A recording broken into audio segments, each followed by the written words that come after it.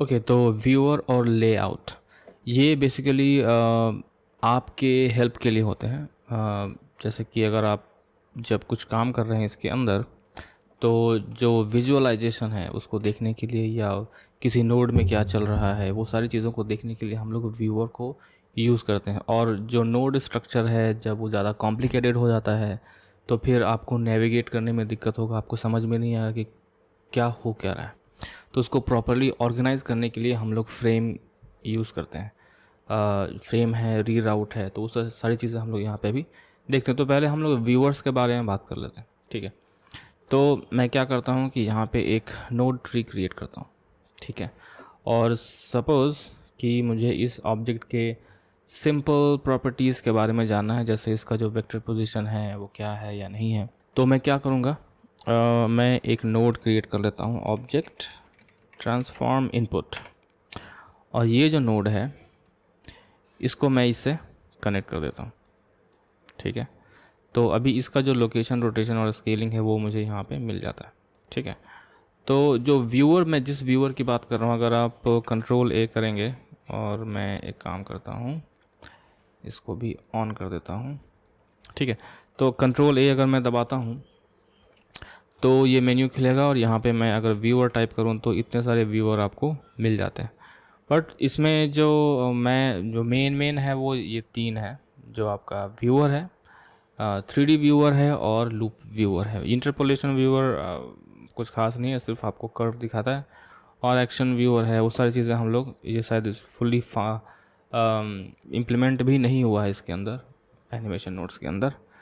But ये इन तीनों के बारे में हम लोग बात करेंगे। तो व्यूअर का काम क्या होता है कि अगर मान लीजिए आपको लोकेशन देखना है, ठीक है, कि किसी ऑब्जेक्ट का लोकेशन क्या है, तो उसके लिए हम लोग व्यूअर क्रिएट कर सकते हैं। तो व्यूअर अगर आप टाइप करेंगे तो यहाँ पे ये व्यूअर मिलेगा आपको। इस व्यूअर को अगर आप इससे कनेक्ट करेंगे तो इसका जो वैल्यू है वो आपको यहाँ पे दिखाई देगा।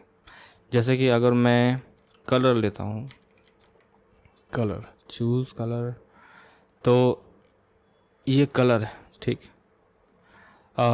जो भी कलर आपने यहाँ पे लिया तो इसका एक वैल्यू है RGB और A में। तो उसको अगर मुझे देखना है तो मैं इससे कनेक्ट करूँगा तो उसका वैल्यू मुझे रेड, ग्रीन, ब्लू और अल्फ़ा का वैल्यू यहाँ पे मुझे दिखाएगा। तो डिपेंड करता है कि ये आप इसको किस चीज़ से कनेक्ट कर रहे हैं, उसके हिसाब से ये अपने आप को कन्वर्ट कर लेता है और आपको बताता है कि उसका वैल्यू क्या है। जैसे अगर मैं कोई बूलियन ऑब्जेक्ट ले लूँ, बूलियन इनपुट, तो बूलियन का वैल्यू ट्रू और फॉल्स में होता है, तो ये आपको ट्रू और फॉल्स बताएगा, ठीक है। तो व्यूअर को आपको क्रिएट करने की ज़रूरत नहीं है। अगर आप W दबाएंगे किसी भी नोड के ऊपर, अगर आप W की को दबाते हैं तो आपके सामने ये दो चीज़ें खुलती हैं, डेटा इनपुट और व्यूअर। तो व्यूअर अगर आप खोलते हैं तो उसके बाद जो भी उससे रिलेटेड ऑप्शंस हैं, मतलब आप जो लोकेशन का देखना चाहते हैं, रोटेशन का देखना चाहते हैं या स्केल का देखना चाहते हैं, जो भी है वो यहाँ पे आपको सेलेक्ट करना पड़ेगा। तो जितने भी यहाँ पे आपको आउटपुट मिलेंगे वो आपको यहाँ पे स्पेसिफाई करना पड़ेगा। तो मुझे लोकेशन देखना है तो ये व्यूअर ऑटोमेटिकली क्रिएट हो जाएगा। यहाँ पे चूँकि एक ही है तो ये ऑटोमेटिकली क्रिएट हो गया, ठीक है। तो इस तरीके से आप व्यूअर क्रिएट कर सकते हैं चेक करने के लिए कि नोड का आउटपुट क्या है, ठीक है। वैसे ही अगर इनपुट की बात कर रहे हैं हम लोग, तो जैसे ये देखिए ये इनपुट है, तो अगर मैं यहाँ पे डेटा इनपुट पे क्लिक करता हूँ तो इससे रिलेटेड जो इसका इनपुट है वो यहाँ पे ऑटोमेटिकली क्रिएट हो जाएगा, आपको करने की ज़रूरत है नहीं, आप यहाँ से भी चूज़ कर सकते हैं, ठीक है। फ्लोट वैल्यू अगर आप यहाँ से स्पेसिफाई कर सकते हैं, अगर किसी चीज़ से कनेक्ट करना है, मान लीजिए कि ऐसा दो कलर है, ठीक है, इससे अगर करना है तो W पे डेटा इनपुट पे मैं क्लिक करता हूँ तो ये फ्लोट इनपुट यहाँ पे आ गया, जो वैल्यू यहाँ था वो यहाँ आ गया, बट इससे आप दोनों को कनेक्ट कर सकते हैं, ठीक है। तो इस तरीके से ये इनपुट है, इसके बारे में हम लोग को बात करने की ज़रूरत नहीं है।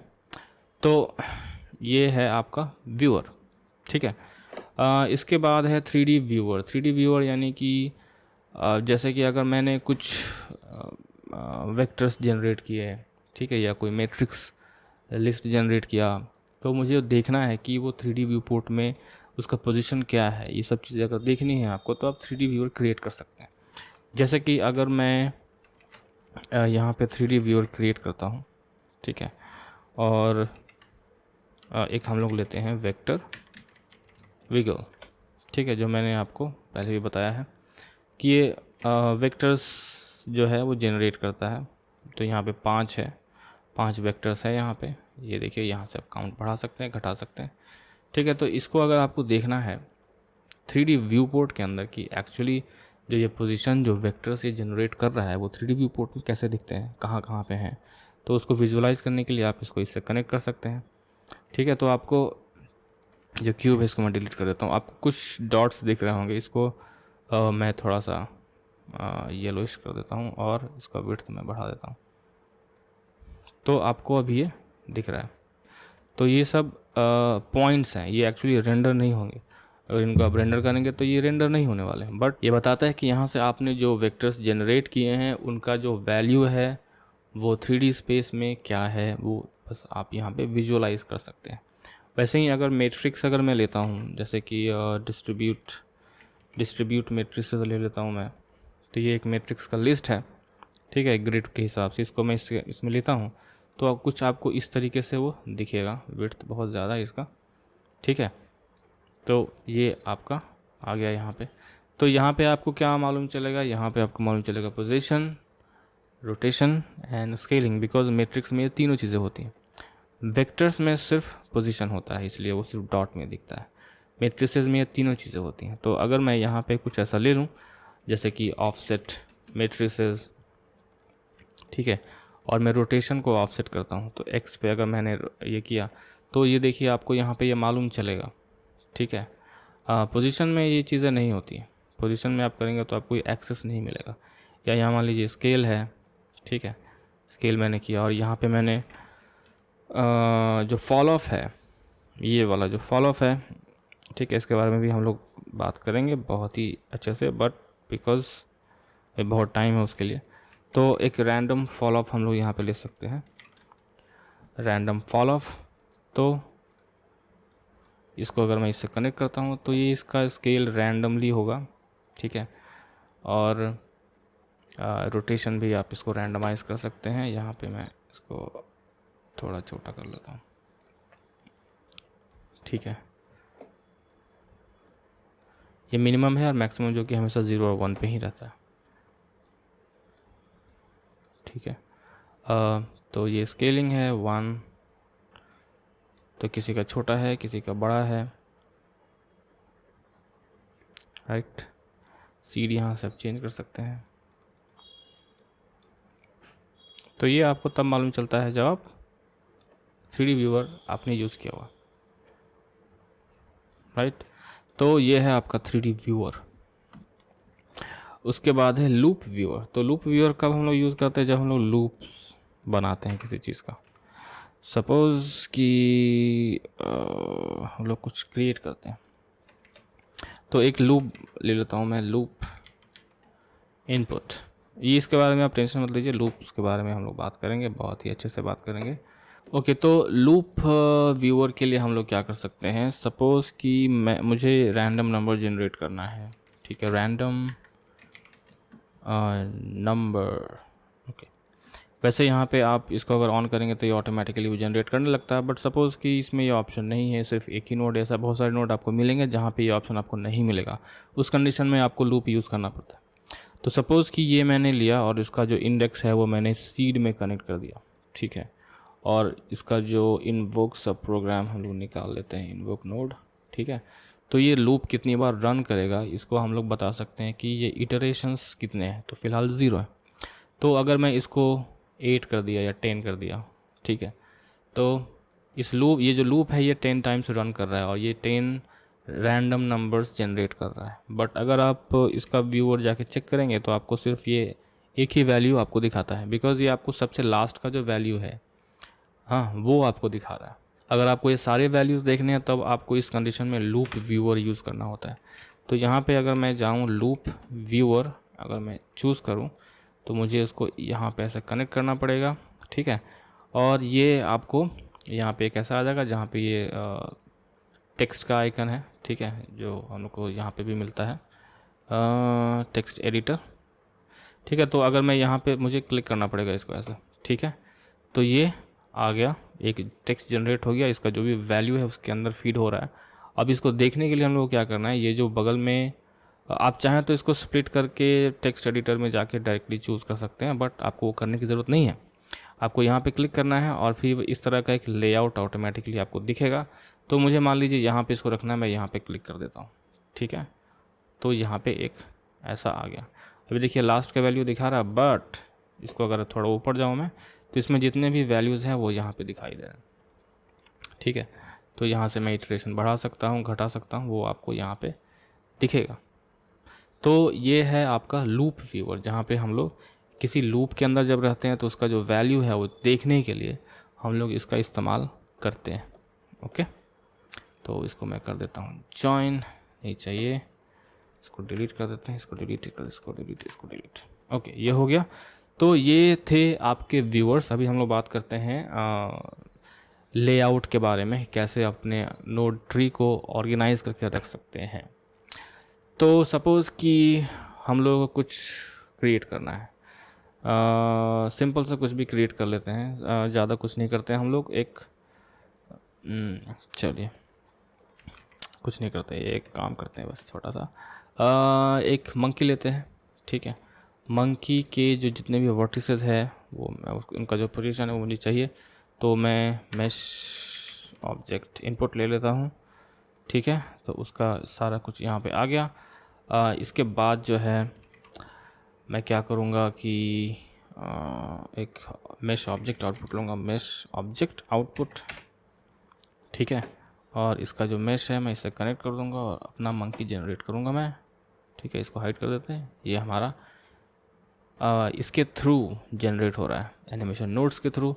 तो यहाँ पे मैं बहुत कुछ कर सकता हूँ, जैसे कि मैं ऑफसेट कर सकता हूँ वेक्टर्स को, नहीं ऑफसेट वर्टिसेस, ऑफसेट वर्टिसेस, ये मैंने किया यहाँ पे, ठीक है। और जो फॉल ऑफ है उसमें मैं यूज़ कर लेता हूँ क्या, नॉइज़ फॉल ऑफ, ठीक है। तो अभी देखिए धीरे धीरे क्या हो रहा है कि मेरा जो नोड स्ट्रक्चर है वो बड़ा होता जा रहा है, ठीक है। तो ये नोड स्ट्रक्चर है, इसकी फ्रीक्वेंसी कितनी चाहिए वो हम लोग यहाँ से डिसाइड कर सकते हैं, ठीक है।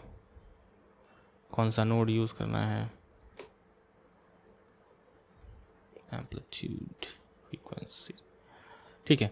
तो ये मैंने कुछ ले लिया। अभी मैं बहुत कुछ कर सकता हूँ यहाँ पे, ठीक है।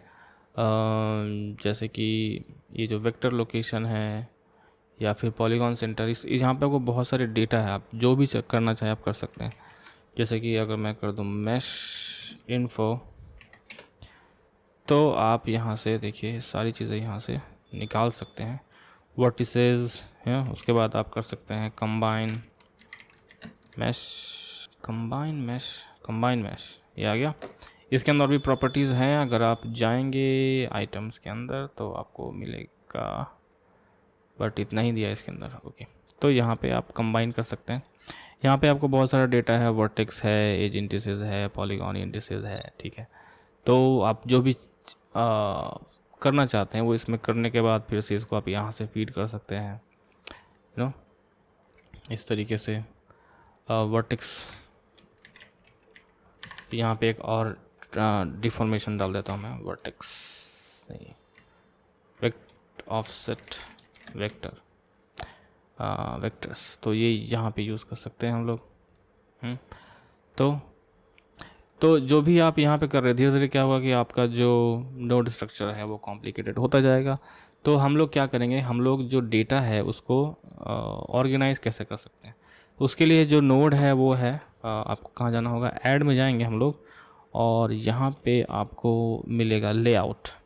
लेआउट में दो चीज़ें हैं, फ्रेम है और री राउट है, ठीक है। तो फ्रेम और री राउट क्या है, पहले हम लोग बात करते हैं फ्रेम के बारे में। तो ये फ्रेम जब हम लोग क्रिएट करते हैं तो आपको ये मिल जाता है, ठीक है। और इसमें इसको अगर मान लीजिए ये वाला जो पार्ट है इसको हम लोग को एक ग्रुप में रखना है, तो इसको उठा करके हम लोग पहले इसको सेलेक्ट करते हैं सबको, और उसके बाद जी दबाते हैं और इस फ्रेम के ऊपर छोड़ देते हैं ऐसे।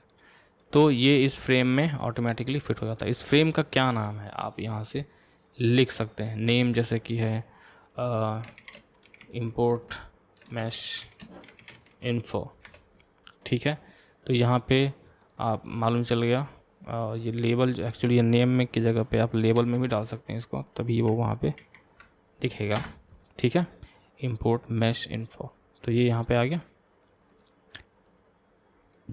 अभी उसके बाद जैसे कि यहाँ पे मैंने ऑफसेट किया वर्टिसेस को, तो उसके लिए भी आप क्रिएट कर सकते हैं। अनफॉर्चुनेटली क्या कि यहाँ पे अगर आप फ्रेम टाइप करेंगे तो ये वाला जो फ्रेम है ये है टाइम इन्फो वाला फ्रेम, तो ये हम लोग को नहीं चाहिए, तो हम लोग को यहीं से क्रिएट करना पड़ेगा।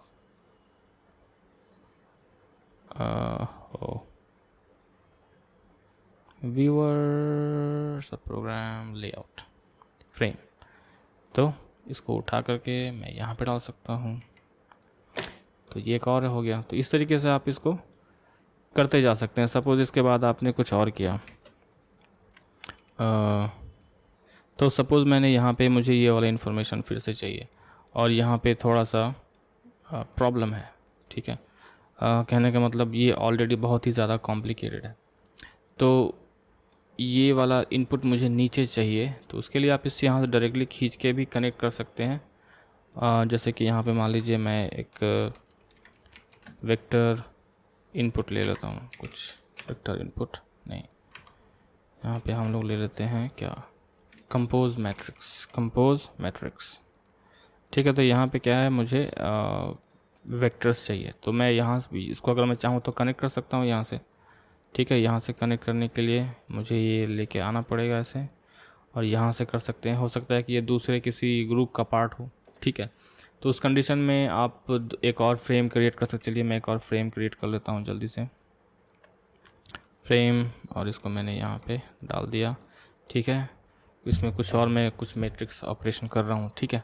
तो उस कभी कभी क्या होता है कि ये थोड़ा हो सकता है कि ये जो है ये काफ़ी ऐसा है और ये ऊपर से आया हुआ है। आप चाहते हैं कि ये जो पाइप आया है वो साइड से हो के प्रॉपरली इंटर हो, तो उस कंडीशन में आप यहाँ पे फ्रेम रीराउट जो है वो यूज़ कर सकते हैं। रीराउट, फ्रेम रीराउट नहीं, पाइप रीराउट बोल सकते हैं उसको आप। तो यहाँ पे रीराउट है, रीराउट लेआउट रीराउट, तो ये इस तरीके से मिलता है। वैसे आपको अगर क्रिएट करना है, जैसे कंट्रोल से हम लोग करते हैं, तो इससे हम लोग डिसकनेक्ट कर पाते हैं। इसको देखिए अभी ये बंद हो गया, बंद होता है तो इसकी चारों तरफ ये रेड लाइन दिखाता है। तो उस कंडीशन में आपको बस क्या करना है कि ये टी पैनल खोलना है, यहाँ पे ये एरर आ रहा है, दिखा रहा है आपको प्रॉब्लम, इसको रीट्राई कीजिए और ये ठीक हो जाएगा। क्या बोल रहा है, this animation node add on is not able to set up the execution unit of the node tree, Y.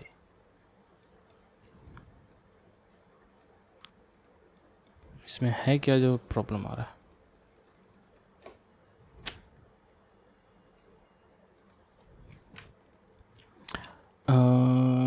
क्या बोल रहा है, रेज नॉट एक्सेप्शन। तो कहने का मतलब ये कि एनिमेशन नोड जब हम लोग यूज़ कर रहे हो तो अंडू करने से आपको बचना चाहिए। उसकी जगह पे आप मैन्युअली जो भी आपने चेंजेस किए उसको आप हटा सकते हैं, बट अगर आप अंडू करेंगे तो अंडू करने के बाद इस तरह के प्रॉब्लम्स इसमें आते हैं। ओके, तो सपोज़ कि रीराउट का हम लोग बात कर रहे थे, तो ऑब्जेक्ट इंस्टेंसर लेता हूँ मैं यहाँ पे, ऑब्जेक्ट इंस्टेंसर, और यहाँ पे मैंने इसको सेलेक्ट कर लिया, तो ये ऑब्जेक्ट आ गया। डिस्ट्रीब्यूट मैट्रिसेस, और ये नंबर ऑफ इंस्टेंसेस हैं। ऑब्जेक्ट ट्रांसफॉर्म आउटपुट, एक सिंपल सा एक नोड ट्री क्रिएट कर रहा हूँ मैं, ठीक है। लोकेशन ऑन कर लिया और ये यहाँ पे डाल दिया। तो ये होने के बाद रीराउट क्या होता है, ये शिफ्ट के साथ आप क्रिएट कर सकते हैं, ठीक है। ये देखिए ये रीराउट है, या फिर आप चाहें तो यहाँ से भी क्रिएट कर सकते हैं। ऐड में जाके ऊपर जाना पड़ेगा, अभी लेआउट रीराउट, तो आप ऐसे भी क्रिएट कर सकते हैं, ठीक है। इसको जब मूव करना होगा तो आप जी दबा के ग्रैब करके आप मूव कर सकते हैं, ठीक है। शॉर्टकट, तो इसका शॉर्टकट वही ग्रैब है जी, ठीक है। तो आप जितना चाहें उतना क्रिएट कर सकते हैं, आप जितना जहाँ से चेंज करना चाहें वहाँ से चेंज कर सकते हैं। सपोज़ एक यहाँ ले लिया मैंने शिफ्ट सॉरी इसको सेलेक्ट करके शिफ्ट टी मैंने यहाँ पे ले लिया। अपने हिसाब से मैं पूरा स्ट्रक्चर क्रिएट कर सकता हूँ यहाँ पे, ठीक है, कि ये यहाँ से यहाँ जाएगा, यहाँ से यहाँ जाएगा, यहाँ से यहाँ जाएगा, और यहाँ से आप किसी भी इनपुट में दे सकते हैं। तो ये क्या है, ये वेक्टर है। तो यहाँ पे मैं कंपोज मैट्रिक्स कर सकता हूँ, कंपोज मैट्रिक्स। तो यहाँ पे ये आराम से आप उसको यूज़ कर सकते हैं। तो इस तरीके से आप इसको री राउट को यूज़ कर सकते हैं। ओके, इसमें और कुछ तो नहीं है, नहीं। तो बेसिकली ये सब चीज़ें हैं जिसमें आप अपने नोड स्ट्रक्चर को ऑर्गेनाइज कर सकते हैं, दिखने में ज़्यादा बेहतर लगे, समझ में आए, चीज़ों को टैग करके रखिए। जैसे जो भी आपने अगर आप मान लीजिए एक फ्रेम क्रिएट करते हैं, यहाँ पे ऐड लेआउट फ्रेम, और ये सारा का सारा जो है वो एक फ्रेम के अंदर है। इसको प्रॉपरली आप जो भी आपका आइटम है उसमें लेबल्स में जा कर के जो भी आप नाम देना चाहते हैं तो वो दे के रखिए, ताकि क्या हो, जब आप नोड ट्री पे काम कर रहे होते हैं तब आपको लगता है कि ओके सब कुछ समझ में आ रहा है, कोई दिक्कत नहीं है। लेकिन जब उसको आप 2 दिन के बाद खोलेंगे तब आपको लगेगा कि मैंने क्या करके रखा है। तो उससे बचने के लिए आप ये चीज़ करके रखिए।